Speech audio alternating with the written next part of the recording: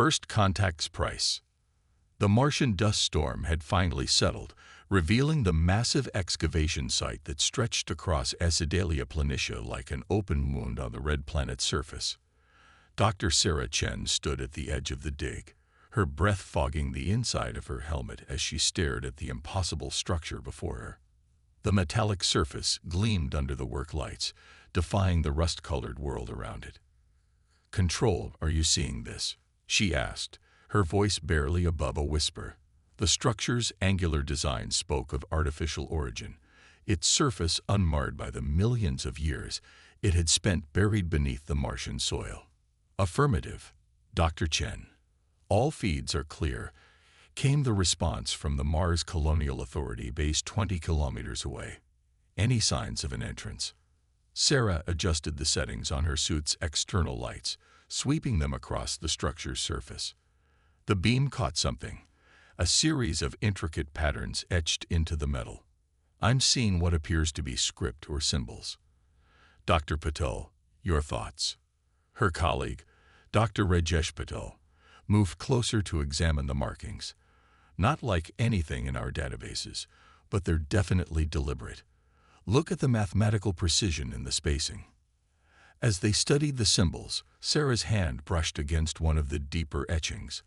A low hum resonated through her suit's systems, and the ground beneath them trembled. "Everyone back," she shouted, but before they could retreat, sections of the structure began to shift and realign like pieces of an enormous puzzle. The team watched in stunned silence as an opening appeared, revealing a darkened corridor that stretched deep into the structure. The air that rushed out was ancient, undisturbed for millennia. "Control, requesting immediate backup and additional equipment. We're going to need everything we got for this one." What they discovered inside changed everything humanity thought they knew about their place in the universe. The structure was a library of sorts, but also a warning. Through holographic displays that somehow still functioned after eons of dormancy, they learned of the predecessors, an ancient race that had seeded the galaxy with monitoring stations like this one. The message was clear. Humanity wasn't alone, and they weren't safe. The predecessors spoke of the Harvesters, a species that moved through the galaxy in cycles spanning millions of years, systematically destroying civilizations that reached a certain level of technological advancement. Earth, according to the warning, was approaching that threshold. As Sarah and her team worked to decrypt more of the library's contents, they discovered something that set humans apart from previous civilizations. The predecessors had left behind more than warnings, they had left tools. But these weren't conventional weapons or shields. They were seeds of knowledge, fragments of understanding that required something unique to unlock their potential: human creativity. "It's like they knew," Sarah explained during an emergency briefing with Earth's leading scientists and military officials, her hologram flickering slightly during the transmission from Mars. "The technology they left behind isn't complete. It's deliberately fragmented, requiring innovative approaches to implement. Approaches that, according to their records, the Harvesters can't predict or easily counter." Admiral Helena Santos leaned forward in her chair at UN Security Headquarters. "How long do we have?" Sarah's expression was grim. "Based on the warning criteria and our current technological progression, less than 5 years before we enter their detection threshold." "Then we better get to work," Admiral Santos replied, her voice firm with determination. "Humanity's greatest advantage has always been our ability to adapt and innovate. Now we'll show these Harvesters exactly what that means." As the meeting concluded, Sarah returned to the library's main chamber. Her hand traced one of the symbols on the wall, the same one she had accidentally activated days ago. Now she understood its meaning. To those who create their own path. The predecessors hadn't just left humanity a warning. They had left them a challenge. And humans had never been good at backing down from those. Back on Earth, factories were being retooled, research facilities were being expanded, and a new sense of purpose united the planet's population. The price of first contact had been the loss of humanity's innocence about their place in the universe, but it had also given them something invaluable: a chance to prepare. As Sarah continued her work in the Martian library, she couldn't help but smile at the irony. Humanity had always looked to the stars wondering if they were alone. Now they knew they weren't, and that knowledge had made them stronger than ever. The Silent Vanguard. 4 years after the Mars discovery, humanity had transformed itself. The Europa Research Station hung in space above Jupiter's ice-covered moon, its arrays of sensors probing deep into the void between stars. Dr. Maya Rodriguez adjusted her floating position in the observation dome, her dark eyes fixed on the latest data streams. Something wasn't right. "Station Control, are you seeing these anomalies in Sector 7? She asked, marking the relevant data points on her tablet. The quantum entanglement communicator ensured there was no delay in the response from Earth. "Confirmed, Doctor." The distortion patterns matched 3 other incidents from the past month. Different locations, same signature. Maya felt a chill run down her spine. The predecessor's archives had warned about this, the subtle signs that preceded a harvester scouting force. They were early. The quantum comm crackled again. "Dr. Rodriguez, incoming priority message from Lunar Command." Admiral Santos' hologram materialized in the dome. She looked older than when Maya had last seen her, the weight of humanity's defense preparations evident in the new lines on her face. The Titan mining colony went dark an hour ago. No distress signal, no warning, just silence. Maya's fingers flew across her console, pulling up the sensor data from that region. The same energy signature. "They're testing our defenses, learning our response patterns. Can we track them?" "Not directly." But Maya overlaid the positions of all recorded anomalies onto a stellar map. "They're methodical. Each incursion follows a mathematical progression. We can predict their next target." The Admiral's expression hardened. "The Ganymede shipyards." "Yes. They're trying to cripple our production capabilities before we can fully implement the predecessor's defensive technologies." What the harvesters didn't know was that humanity had anticipated this.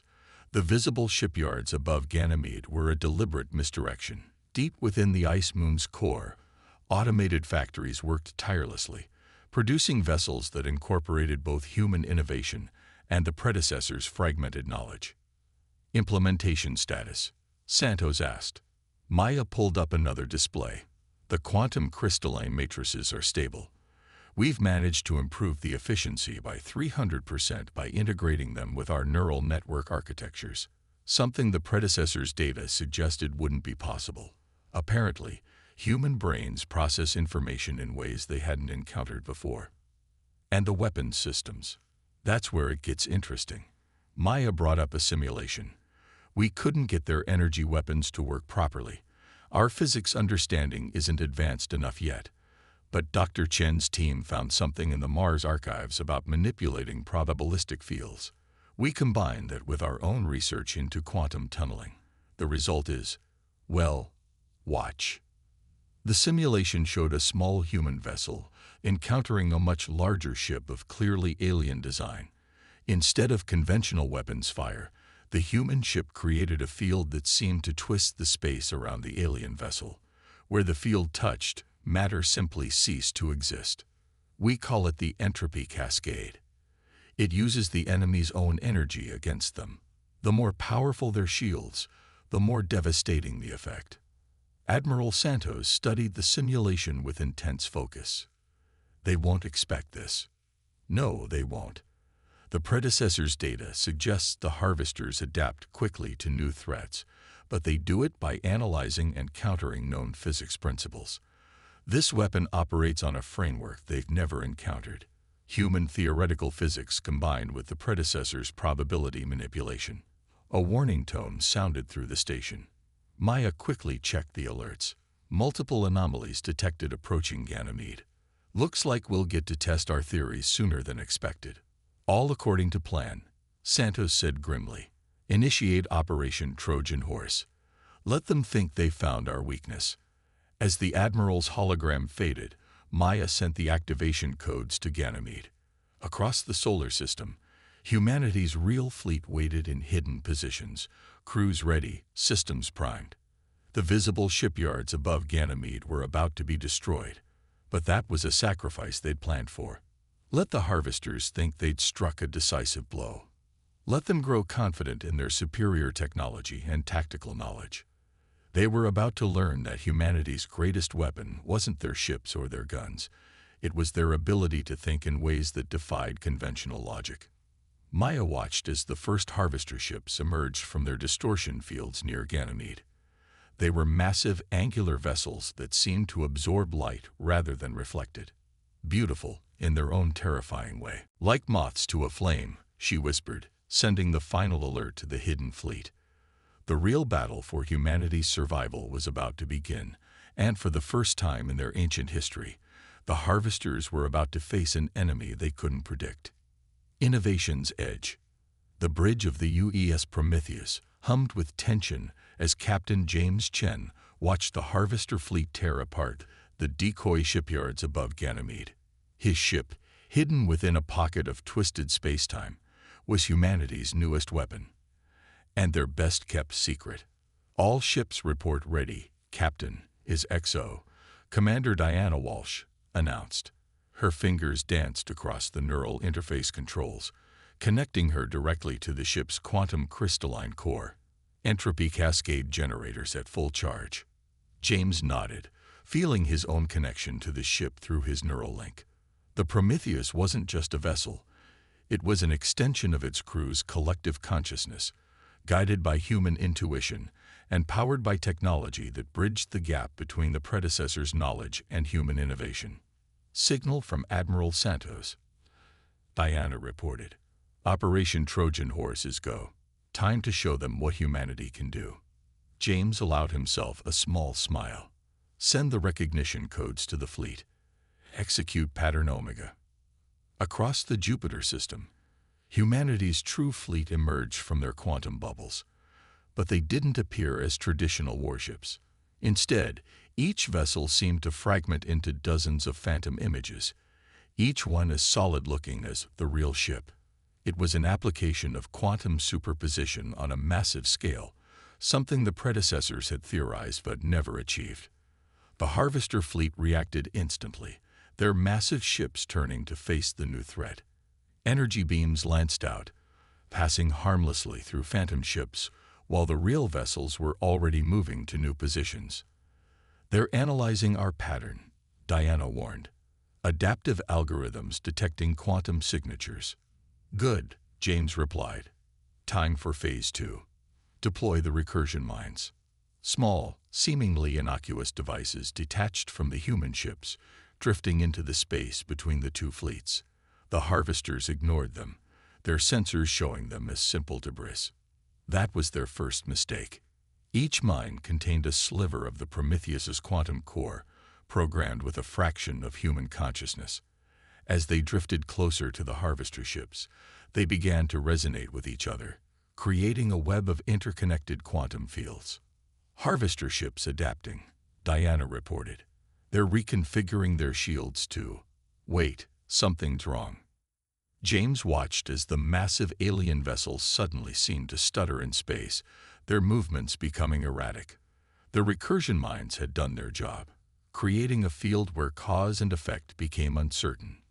Within that field, the harvesters' predictive algorithms became useless. They relied too heavily on certainty, James said, on being able to calculate every possibility. But humanity has always thrived in chaos. The Prometheus surged forward, leading the charge. The entropy cascade generators came online, their effect visible as ribbons of distorted space-time that reached out toward the nearest harvester vessel. Where they touched, the alien ship's perfect structure began to unravel, order descending into chaos. But the harvesters weren't defeated easily. Their remaining ships launched swarms of autonomous fighters, each one adapting and evolving as they engaged the human fleet. The space around Jupiter became a kaleidoscope of quantum effects, energy weapons, and impossible physics. They're learning, Diana warned, adapting faster than we anticipated. Entropy cascade effectiveness dropping. James felt the ship's systems through his neural link, sensing the strain on the quantum core. That's because they're fighting the way they always have, trying to understand and counter. Time to show them something truly unpredictable. Execute Protocol Pandora. Throughout the human fleet, crews disconnected their ship's quantum cores from their predictive combat systems. Instead, they relied purely on human instinct and reaction, their neural links allowing them to maneuver their vessels as naturally as their own bodies. The effect was immediate. Without logical patterns to analyze and counter, the harvester swarms began to falter. Their adaptive algorithms couldn't predict actions that weren't based on tactical logic, but on human intuition and creativity. Harvester flagship is powering up something big, Diana reported. Energy readings off the scale. James watched as the massive alien vessel began to glow with accumulated power. They're going to try to brute force their way through. Typical. All ships initiate quantum entanglement protocols. The human fleet moved as one, their quantum cores linking together to create a single massive field of probability distortion. As the Harvester flagship released its energy weapon, a beam that could have vaporized a small moon, the human ships didn't try to dodge or block it. Instead, they redirected probability itself. The beam struck the quantum field and shattered into countless possibilities, each one harmlessly dispersing into different quantum realities. In that moment, the harvesters experienced something they hadn't faced in millions of years of conquest: confusion. All ships, press the advantage, James ordered. Show them what happens when they underestimate human creativity. The battle for Jupiter had begun in earnest, and humanity was about to teach the harvesters a lesson they would never forget. Sometimes the most effective weapon isn't the most powerful one. It's the one your enemy never sees coming. Unity's Forge. The United Nations Emergency Council chamber buzzed with activity as representatives from every nation on Earth gathered to witness the live quantum feed from Jupiter. The battle had been raging for 3 days, and humanity's unconventional tactics had forced the harvesters to retreat repeatedly. But now something had changed. Dr. Sarah Chen, recalled from Mars after her breakthrough with the predecessor's archives, stood before the assembly. The holographic display behind her showed a new type of harvester vessel emerging from Fold space, larger than anything they'd encountered before. "They're adapting," she explained, her voice steadied despite her exhaustion. "Not just tactically, but evolutionarily. These new ships show signs of biological integration. They're learning from us, incorporating organic decision-making into their systems." Admiral Santos, her uniform bearing the marks of recent combat, stepped forward. "The good news is that this proves we've pushed them further than any civilization before us. The bad news is that they're desperate, and desperate enemies are the most dangerous kind." The chamber erupted in concerned murmurs. The Chinese representative stood first. "The Chengdu Quantum Facility is ready. We offer its full capabilities to the war effort. India's binaural research teams have achieved breakthrough in human-machine integration." Another voice called out, "We can improve our neural link efficiency by 40%. One by one, nations stepped forward, offering resources, breakthroughs, and support. Old rivalries fell away in the face of extinction. Humanity had found its unity in the forge of survival. In orbit above Earth, the massive frame of the Liberty Station grew as construction crews worked around the clock. It was humanity's greatest engineering achievement, a space station designed to coordinate the defense of the entire solar system. Inside its quantum core chamber, Dr. Maya Rodriguez supervised the integration of technology from a dozen nations. "The Chinese quantum processors are synchronizing perfectly with the Indian binaural networks," she reported over the comm to Sarah. "The Russian probability engines are stable, and the African Union's entropy containment fields are holding at 300% of projected capacity." Sarah smiled. Just months ago, these nations had guarded their technological secrets jealously. Now they worked as one, each breakthrough shared, each advance building on the last. How long until the Liberty Core is fully operational? Hours, not days. We're seeing unprecedented efficiency in the integration processes. It's like... Maya paused, checking her readings again. It's like the technology wants to work together. The quantum fields are naturally aligning, creating harmonics we never predicted. Back in the council chamber, a new alert drew everyone's attention. The massive harvester vessel had launched something toward the inner solar system. Thousands of small objects moving at relativistic speeds. Quantum analysis confirms, Admiral Santos announced grimly. They're not weapons. They're seeds. The harvesters aren't just adapting their ships anymore. They're trying to adapt their entire species. They're attempting to evolve into something that can counter human unpredictability. Sarah's mind raced, connecting dots from the predecessor's archives. This is why they were chosen to leave us their legacy, she whispered, then louder. The predecessors didn't just pick humanity by chance. They chose us because we're the only species they'd encountered who could force the harvesters to change their fundamental nature. The implications hit the room like a physical force. Humanity hadn't just survived the harvesters, they had pushed them to question their own existence. Liberty Station reports ready for full power test. Maya's voice came through the quantum comm. All systems integrated, waiting for authorization. Admiral Santos looked to the council. One by one, the representatives nodded. This was humanity's moment, not as separate nations, but as a single species facing extinction with innovation and determination. Authorization granted, Santos commanded. Show them what a united humanity can do. Deep within Liberty Station, the combined technological achievements of Earth's nations surged to life. The quantum core, enhanced by human consciousness and powered by the combined breakthroughs of a dozen scientific traditions, reached out across space. The harvester seeds, approaching at near-light speed, suddenly found themselves in a space where probability itself had been rewritten. Their carefully engineered evolutionary paths collapsed into quantum uncertainty. Humanity had turned the harvesters' desperate gambit against them. But in that moment of triumph, Sarah noticed something in the quantum readings, a pattern she recognized from the Mars archives. The predecessors had left them one final message, hidden so deep it could only be found when humanity had truly united. And its implications would change everything they thought they knew about their role in this cosmic game. Legacy of Stars. Dr. Sarah Chen stood in the heart of Liberty Station, surrounded by holographic displays showing the final message from the predecessors. The quantum core hummed with power as humanity's combined fleet held the harvesters at bay near Jupiter's orbit. But what she had discovered changed everything about their conflict. It was never about survival, she explained to the assembled leaders of Earth's United Defense Force. The predecessors didn't choose us to defeat the harvesters. They chose us to save them.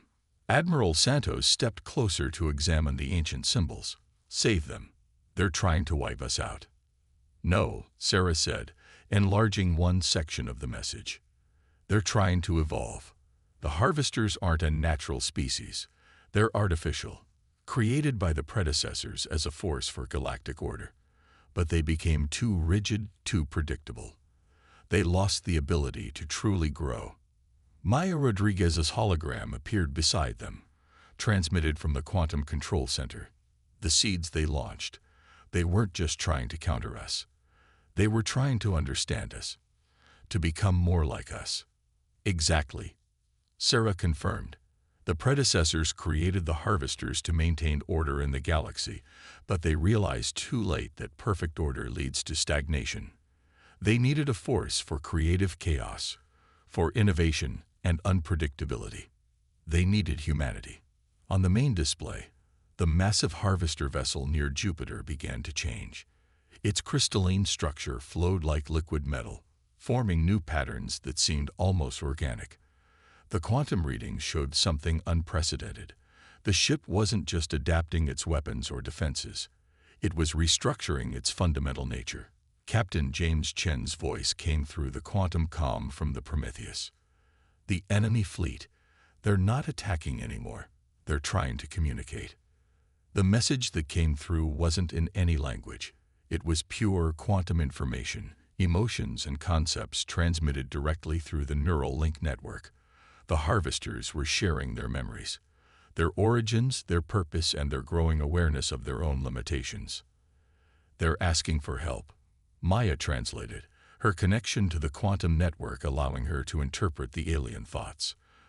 They want to learn how to think like we do, how to create, to innovate, to evolve beyond their programming. Sarah felt tears in her eyes as she understood the full scope of the predecessor's plan. They knew this would happen. They knew that by forcing the harvesters to face a species they couldn't predict or control, they would eventually break free from their original programming.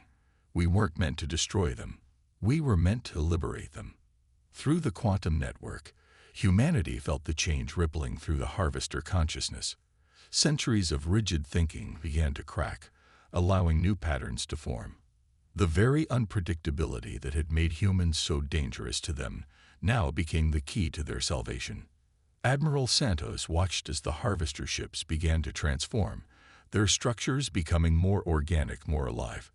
So what happens now? We just trust them. No, Sarah said, pulling up the final part of the predecessor's message. We teach them. That's our real legacy, not just our ability to innovate, but our ability to share that gift with others. The predecessors didn't just leave us technology, they left us a mission. The quantum core of Liberty Station pulsed with new energy as humanity extended their neural network to include the evolving harvesters. Through that connection, they began to share not just knowledge, but the very essence of human creativity and adaptability. They're responding, Maya reported, her voice filled with wonder. The quantum harmonic patterns, they're starting to mirror human brainwave activities.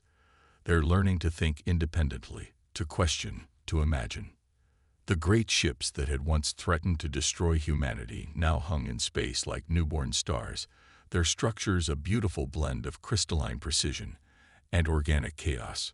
Through the neural link, humanity felt their awakening consciousness, ancient minds experiencing true freedom of thought for the first time. Dr. Chen approached the quantum core, placing her hand on its surface. The final message from the predecessors glowed before her. To those who create their own path, guide others to do the same.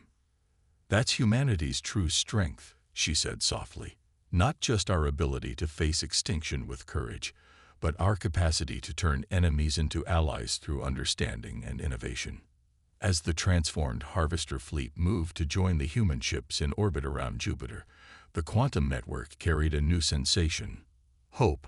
Not just for humanity's survival, but for a future where the galaxy's guardians would protect not through rigid control, but through creative evolution and shared wisdom. The stars seemed brighter somehow, as if they too were celebrating the dawn of a new era. Humanity had not just survived their greatest challenge, they had transformed it into their greatest achievement. The legacy of the predecessors would live on, not through force or control, but through the endless possibilities of human imagination. And somewhere, in the vast depths of space, other civilizations waited to be awakened to their own potential, guided by the combined wisdom of humanity and their newly evolved allies. The age of the harvesters was over. The age of innovation had begun.